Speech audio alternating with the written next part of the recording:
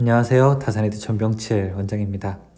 오늘은 여러분들과 함께 이 사단자망에 대해서 알아보도록 할게요. 사단자망이라고 하게 되면 기본적으로 이제 이런 내용이었었죠. 네모칸이 있고 그 다음에 여기 들어가는 것이 I1, 그 다음에 양쪽에 전압이 V1, 이쪽으로 나가는 전류가 I2, 그 다음에 이쪽이 V2일 때 이 회로를 해석하는 방법이라고 우리가 이제 전기 회로 이론에서는 배우고 있습니다. 그런데 이제 저는 이 이야기를 하기 전에 근본적으로 이것이 왜 필요한지 한번 같이 이야기를 나눠보는 시간을 가지려고 해요. 그러니까 전기 공식이라든지 수식이라든지 기호라든지 다양한 내용들이 있는데 왜 이러한 것들을 쓰게 되는지 결국은 우리가 더 편해지기 위해서 그렇다. 그런데 실제로 공부를 할 때는 이런 것들이 있기 때문에 더 불편한 것이 사실이죠. 어쨌든 이런 내용들을 하나씩 알아가보는 과정, 그 다음에 여기에 근본적인 호기심을 갖는 시간들을 오늘 여러분들과 제가 갖도록 하겠습니다. 자, 그러면은 본격적으로 내용 시작하겠습니다. 자, 저는 여기에 한 개의 전원을 제가 그리고 그 다음에 여기에 이렇게 저항 하나, 두 개가 있는 모습을 그려볼게요. 여기에 공급된 전압이 만약에 10V라고 해보겠습니다. 그리고 각각의 저항은 여기는 2옴, 여기도 2옴이라고 해볼게요. 그러면 여러분들 흐르는 전류는 얼마가 될까요? I는 R분의 V니까 4분의 10 해서 한 2.5A가 이 회로에 이렇게 흐르게 될 겁니다. 그러면 전류가 흐르니까 이 저항 양단에 걸리는 저압이 있을 테고 그리고 이 양단에 걸리는 전압이 있을 거예요. 물론 이옴 두 개가 서로 같기 때문에 이 양단에 걸리는 전압은 같은 전압이 걸리게 될 겁니다. 자, 저는 그래서 이 아래측에 있는 이옴에 얼만큼이 걸리는지 여러분들과 함께 계산을 해보려고 합니다. 자, 여기 있는 저항을 R1이라고 하고 이쪽에 있는 저항을 편의상 R2라고 한번 해볼게요. 그러면은 R2에 걸리는 전압을 만약에 V2다라고 하게 되면은 전체 전압 V 곱하기 저항 두 개의 합 R1 플러스 R2 분의 그 다음에 자기 저항 R2 이렇게 계산을 할 수가 있어요. 그러면은 전체 전압은 10V이고 그 다음에 두 개를 더한 것이 2 더하기 2 분의 2가 되니까 4분의 2가 되어서 이 값은 10 곱하기 어떻게 됩니까? 2분의 1이 될 거고요. 자, 이때는 5V가 이렇게 나오게 될 겁니다. 우리는 이 2옴의 양단에 5V의 전압이 걸린다는 것을 알 수가 있습니다. 그러면 여기에서 똑같은 내용을 가지고 이러한 문제로 변형됐다고 해보겠습니다. 여기 전원이 있고 그 다음에 저항이 이렇게 있는 상태에서 저항은 2옴이고 그 다음에 여기도 2옴인데 이제는 전압이 바뀌었다고 해볼게요. 아까 10V를 줬었는데 이제 10V가 아니라 20V라고 한번 해보겠습니다. 그럼 20V일 때는 이 양단에는 얼마의 전압이 걸리게 될까요? 10V라고요? 맞아요. 계산하기 쉽죠. 그런데 이제 20V가 아니라 여기가 예를 들어 18V 아니면은 212V 아니면 111V일 때는 얼마가 걸리게 될까요? 여러분들이 두 가지 푸는 방식이 있습니다. 첫 번째는 이 왼쪽처럼 식을 유도해서 푸는 방식이 있을 테고요. 두 번째는 눈치 빠르신 분들은 아시겠지만 입력된 것에 반이 출력이 되니까 입력된 것 곱하기 2분의 1을 하면 되겠구나 라고 생각을 할 수가 있어요. 어떤 게 더 편하세요? 이 저항값이 그대로이고 앞에 입력만 변하게 될 때에는 계속 유도하는 것보다는 그냥 입력에다가 2분의 1을 곱하는 게 훨씬 더 쉬울 거예요. 그래서 만약에 18V면은 곱하기 2분의 1, 0.5죠. 9V가 출력이 되는구나. 그 다음에 212V면은 2분의 1, 106V가 출력이 되는구나. 이렇게 우리가 계산을 할 수 있죠. 자, 1번보다 어떤 게 더 편하다? 맞아요. 우리가 어떤 특정 비율을 적어 놓는 것이 훨씬 더 계산하기 쉽다는 겁니다. 그러면 이 비율은 저는 뭐라고 할까요? 여러분 이름 하나 같이 지어보죠. 이 비율은 뭐예요? 짜잔, 이쪽으로 와서 입력에다가 어떤 비율을 곱했더니 이제 이 옴의 양단에 걸리는 자 출력이 되었을 때 자 이 비율은 어떻게 계산할 수 있을까요? 입력과 출력을 서로 연결시켜 주기 때문에 자 저는 여기서 이거를 감히 전압비라고 부르겠습니다. 그래서 어떤 시스템이 있을 때 그거 전압비 50%야. 여기 100V 넣으면 50V 나오게 될 거야. 그거 전압비 30%야. 입력 이만큼 넣으면 출력은 그것의 30%야 라고 나오게 될 겁니다. 여러분 아시겠어요? 여러분들이 어떤 기계가 있는데 이 기계에다가 입력을 했을 때 그 비율이 예를 들어 특정 퍼센트라고 하게 되면은 우리는 출력의 값을 쉽게 계산할 수 있죠. 입력이 비록 변화하더라도 말입니다. 이것이 바로 첫 번째 개념입니다. 첫 번째 개념을 이해하신 분들은 다음 조금만 더 내용을 봐주시고요. 나 무슨 말인지 좀 헷갈려 라고 하시는 분들은 다시 앞으로 가셔서 내용을 반복해 보세요. 좋아요. 첫 번째 개념을 이해하셨군요. 자, 잘 오셨습니다. 그러면 저는 여기에 어떤 블랙박스, 어떤 기계가 있다고 해보겠습니다.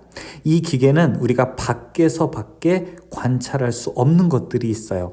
그러니까 여러분들이 만약에 자동차를 운전한다고 하게 되면은 우리가 그 안에서 엔진이 어떻게 동작되고 어떻게 동작되는지 우리가 알 수 있는 거는 별로 없죠. 여러분들이 텔레비전을 보게 된다면 텔레비전의 내부에서는 다양한 전기적 작용들, 전자적 작용들이 하겠지만 우리가 밖에서 관찰하는 거는 그냥 텔레비전이 켜 있는지 소리가 나는지 그 두 가지 정도밖에 아니겠습니까? 그러니까 화면으로 뜨는 것과 소리가 나는 것으로서 우리가 그 안에서 어떤 일이 일어나든지 출력을 관찰할 수 있게 되는 것이죠. 자, 여기에 어떤 시스템이 있어요. 이 시스템은 이 다양한 R, L, C 등의 수동소자들로 이루어져 있어요. 하지만 우리가 관찰할 수 있는 거는요, 밖에 있는 전선으로 들어가는 전류와 전압밖에 없습니다. 자, 입력되는 전류를 I1이라고 했을 때, 자, 이 전압을 V2라고 하는 전압이라고 보고요. 자, 그 시스템에서 또 나오는 전류를 I2라고 했을 때, 자, 이 시스템 양단에 걸리는 전압을 V2라고 하게 되면은 이 I1, 그 다음에 V1, 그 다음에 I2, 그 다음에 V2 이 네 개의 각각의 의미가 우리가 이 시스템 안에서 어떤 동작을 하고 있는지 알 수 있는 겁니다. 자, 이런 것들을 우리가 단자가 하나, 둘, 그리고 셋, 네 개 있다라고 해서 4단자라고 이야기하게 되고요. 자, 이런 것들을 정리한 게 바로 4단자 정수가 되게 됩니다. 즉, 입력의 전압전류, 그 다음에 출력의 전압전류를 특정 비율이나 특정 숫자로 우리가 정의하게 된 것이죠. 자, 그러면은 앞에서 보았던 저항 두 개는 그림을 제가 하나 하고 둘 하고서 그 다음에 이 양단에 걸리는 전압을 계산하고 싶었어요 라고 이야기 드렸었는데 이 그림은 이렇게 바꿀 수도 있어요. 하나의 저항이 이렇게 있고요. 그 다음에 이렇게 그림을 그리게 된다면 이쪽에 있는 두 개, 그러니까 여기를 예를 들어 1번이라고 하고 2번이라고 하고 이쪽을 3번이라고 4번이라고 한다면 여기가 1, 2 그리고 이쪽이 3, 4번이라고 하는 것과 동일한 결과가 되게 됩니다. 그래서 이쪽이 2옴이고 이쪽이 2옴이게 되면 여기도 2옴이라고 할 수 있고 이쪽도 2옴이라고 할 수 있죠. 그냥 편의상 저는 이거를 R1, 이쪽을 R2라고 놔보겠습니다. 자, 이 왼쪽 그림과 오른쪽 그림이 서로 같다는 것을 여러분들이 아셔야 됩니다. 자, 그리고 이쪽에 흐르는 전류를 I1이라고 하고요. 이쪽에 흐르는 전류를 I2, 그리고 이쪽에 걸리는 전압을 V1, 이쪽에 걸리는 전압을 V2라고 할 수도 있게 되는 것이죠. 자, 그러면 입력과 출력과의 관계는 어떻게 될까요? 자, 이건 여러분들이 혹시 4단자 정수를 공부하셨을 수도 있는데 그 내용들을 한번 기억해 보죠. 여기서 4단자 정수는 A, B, C, D 네 가지로 나타내게 됩니다. A라고 하는 것은 전압 B를 나타내게 되는데요. 여기서는 1 플러스 Z2분의 Z1 이렇게 우리가 식을 외울 수도 있죠. 물론 이 식을 유도할 수도 있습니다. 그 다음에 B라고 하는 것은 우리가 Z1, C라고 하는 것은 우리가 Z2분의 1, 그리고 D라고 하는 것은 1로 표현을 할 수 있습니다. 자, 그러면은 여기서 일단 아까 우리가 전압 B를 보자고 했으니까 이 전압 B 식을 쭉 끌고 가볼게요. 1 플러스 Z2는 밑에 있는 거니까 R2가 되고요. 그 다음에 Z1은 위에 있는 거니까 R1이 되고요. 자, 이것은 1 플러스 그 다음에 2분의 2가 되고요. 자, 이것은 그냥 계산하게 되면 2가 됩니다. 즉 어떻게 돼요? A라고 하는 것은 2예요. 여기서 A라고 하는 것은 우리가 개방 전압 이득이라고 하게 되는데요. 이 개방 전압 이득이라고 하는 것 A는 우리가 V2분의 V1의 값을 나타내게 됩니다. 물론 뭐 I2가 0일 때 뒤에가 회로가 개방되어 있을 때를 나타내게 되죠. 그러면은 V2는 어떻게 될까요? V2는 A분의 V1이라고 놓을 수 있고요. 여러분 다 왔어요. 좀 힘들어도 참으세요. 맞아, 이게 어려운 부분이에요. 네. 자, 그러면은 우리가 특정식, 예를 들어 V1 입력된 것이 만약에 10V였다면 A, 여기서는 개방 전압이득이 무조건 2이기 때문에 이것이 2이면은 5V가 출력이 된다는 거예요. 자, 여기 만약에 20V 넣게 되면은 개방 전압 이득 A가 2이기 때문에 10V가 나오게 된다는 거예요. 응? 괜찮으세요? 맞아요. 이거 사실 이 방법을 이용하게 되면은 우리가 굉장히 재밌게 문제를 풀 수 있다니까요. 한번 보세요. 자, 여기에 저항 하나, 그 다음에 자, 이쪽에 저항 둘, 저항 셋, 이렇게 회로가 있다고 해볼게요. 이걸 R1, R2, R3. 자, 이게 만약에 2옴, 3옴, 4옴이라고 하게 되면 입력된 것의 몇 %가 출력될까요? 계산 많이 하지 않아도 돼요. 우리가 A 값은 어떻게 정해졌습니까? 1 플러스 Z2분의 Z1 이렇게 계산을 하게 됐죠. 그럼 Z2는 얼마예요? 3 더하기 4 하게 되면은 1 플러스 7분의 Z1은 얼마예요? 2가 되는 것이죠. 그러면 이거는 1 플러스 그러니까 7분의 얼마가 9가 되는 거죠. 자, 그러면은 입력된 값을 나누기 7분의 9 하게 되면 우리가 그 출력 값을 알 수 있게 되는 겁니다.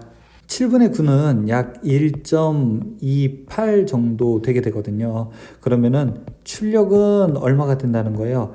입력을 얼마로 나눈 거예요? 1.28로 나눈 값이 된다는 거죠.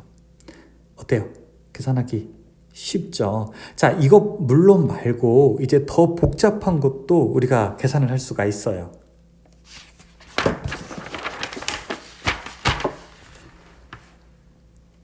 예를 들어 자, 이렇게 L, 이렇게 C가 있다고 해보겠습니다. 자, 여기 L과 C는 무엇에 의한 함수냐면 바로 주파수에 의한 함수예요. 주파수에 따라서 달라집니다. 이 L은 어떻게 되죠? 이건 J 오메가 L이 되고요. 이 C는요, J 오메가 C분의 1이 되는 거죠. 리액턴스가. 그러면은 이 식은 A라고 하는 것은 어떻게 나타낼 수 있습니까? 1 플러스 J 오메가 C분의 1 분의 J 오메가 L이 되겠죠. 자, 이것은 1 플러스 이 J 오메가 C분의 1 분의 J 오메가 L이니까 번분수, 이 가까이 있는 거는 분모가 되고 요 위에 있는 거는 분자가 되니까 자, 이것은 1 플러스 J 제곱 오메가 제곱 L C가 되겠죠. 그렇죠? 그러면 J 제곱하게 되면 이게 마이너스 1이니까 이 값은 1에 마이너스 오메가 제곱 LC가 됩니다. 자, 이것이 바로 전압 B가 됩니다. 개방 전압 이득이라는 게 되는 거예요. 자, 이 오메가는 무엇입니까? 이건 바로 주파수죠. 주파수에 의한 함수가 되는 것이죠. 쭉 주파수가 얼마냐에 따라서 입력된 것의 출력값이 얼마로 바뀌느냐를 바로 이렇게 쉽게, 어렵게? 아니요. 이렇게 쉽게 계산할 수 있게 되는 거예요. 자, 그래서 저는 지금 이 전압 B만 가지고 이야기를 했는데 비임피던스 B, 어드미턴스 B, 그리고 전류비까지 A, B, C, D 다양한 4개의 정수로 바로 이 4단자망이라고 하는 것을 해석할 수 있습니다. 자, 그리고 그 내용은 다음과 같아요. 자, 이건 다산이즈 책에 있는 내용 일부를 제가 가져오게 된 건데요. 여기 4단자망의 기본 방정식이라고 해서 바로 이런 내용이 있고요. 각각의 전송 파라미터가 나타내는 값을 설명하고 있습니다. A, B, C, D는 각각 개방 전압이득, 단락 임피던스, 개방 어드미턴스, 단락 전류 이득을 나타내고 있어요.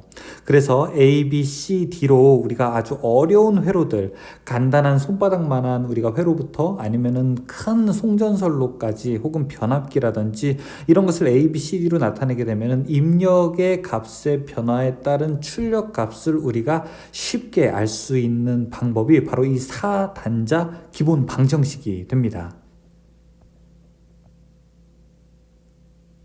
예를 들어 이렇게 T형 회로 같은 경우에는요, A라고 하는 것은 바로 요게 되는데요. 1 플러스 Z3분의 Z1. 그 다음에 B, 임피던스는 Z3분의 Z12 곱한 거에 23 곱한 거에 31 곱한 거. 그 다음에 어드미턴스 B, Y는 Z3분의 1. 그 다음에 이 전류비라고 하는 것은 1 플러스 Z3분의 Z2. 자, 이렇게 나타내게 되는데요. 이렇게 각각 4단자망을 구하게 되면은 여기에 어떤 것이 들어오더라도 우리는 쉽게 대입을 해서 계산을 할 수가 있습니다. 자, 이렇게 회로 해석할 때 유용한 방법이죠. 공부를 할 때 맞아요. 힘들어요. 그리고 이것이 도대체 어디다 쓰지? 어디다 이용하길래 도대체 우리 보고 공부하라는 거지라고 의문을 제기할 수 있습니다. 그 순간에 여러분 어떻게 보면은 간단하게 넘어가셔도 괜찮아요. 하지만 이 내용을 조금 더 알고 계시면은 더 재밌어질 거고, 이게 처음에 봤을 때는 아유 얄밉고 나쁘고 미운 놈인 줄 알았더니 좀 가만히 보니까 예뻐 보이기도 하고, 그 다음에 우리를 도우러 온, 어떻게 보면은 아주 좀 이렇게 도우미 같은 그런 녀석이라고 하는 것을 우리가 잘 알 수 있습니다. 간단하게 오늘은 4단자 기본 방정식, 4단자망에 대해서 설명드렸습니다. 설명 마칠게요. 감사합니다.